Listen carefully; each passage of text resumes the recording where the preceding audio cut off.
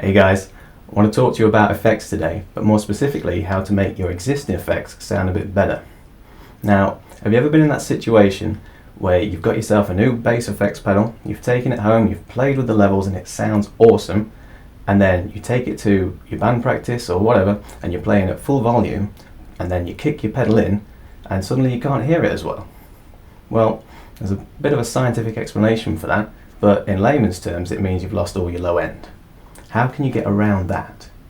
Well, if you've seen any of my other videos with the 2 pedals and 2 amp setup, you can send a clean bass signal and another signal to a different amp, and then that can be distorted. So you've kept the low end on one amp and the other amp is just doing all the high end fuzz and that kind of stuff. Now, if you're like me, you don't really want to be carrying 2 amps around wherever you go. So how do you do that with just 1 amp?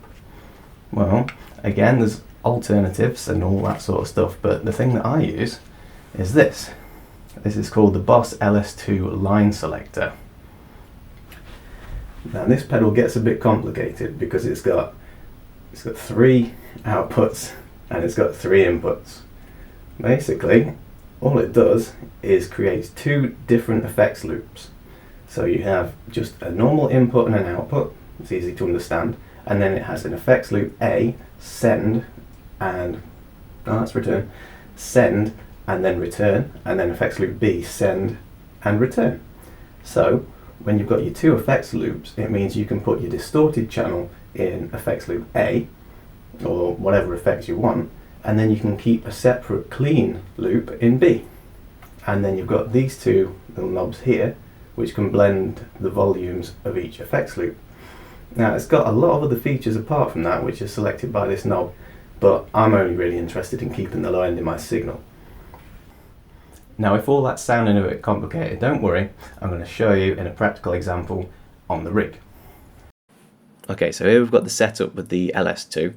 I'm using the green cable as the input, so that's just the bass going straight into that input using the green cable on the right, and then the green cable going out, which is the one on the left, that's just going straight into the bass amp. The black cables represent loop A, which has just got the distortion pedal in. Okay, and this is actually the Boss DS1 pedal. This is normally orange, but I've sprayed mine green. And then the red cable is loop B, which has no other pedals in, so that just is a clean bass signal. The white dial on the LS2 indicates what mode it's going to be set in. Now for this setup, we want it to be A plus B mix, so we're mixing in both effects loops, and then if it's off, we want it to bypass everything.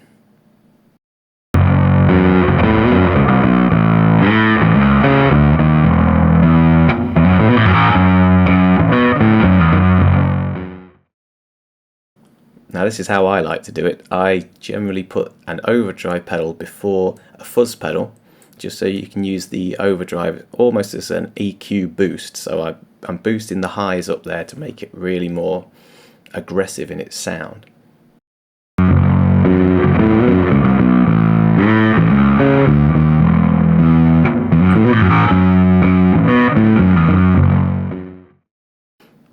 Okay, in this setup I've gone one step further, and instead of just having a clean loop on loop B, I've put in an octave pedal, so it sounds like the world is coming to an end.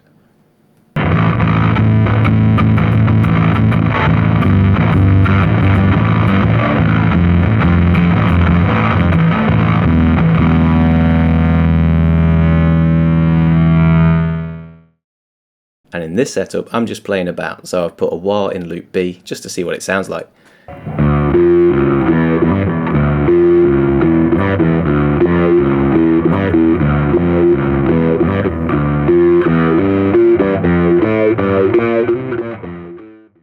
Alright guys, as always I hope you found that useful. I'm going to use this little fella again to try and make a royal blood effects setup without using 2 amps. So if you think that might be of use to you, subscribe, and I'll see you soon.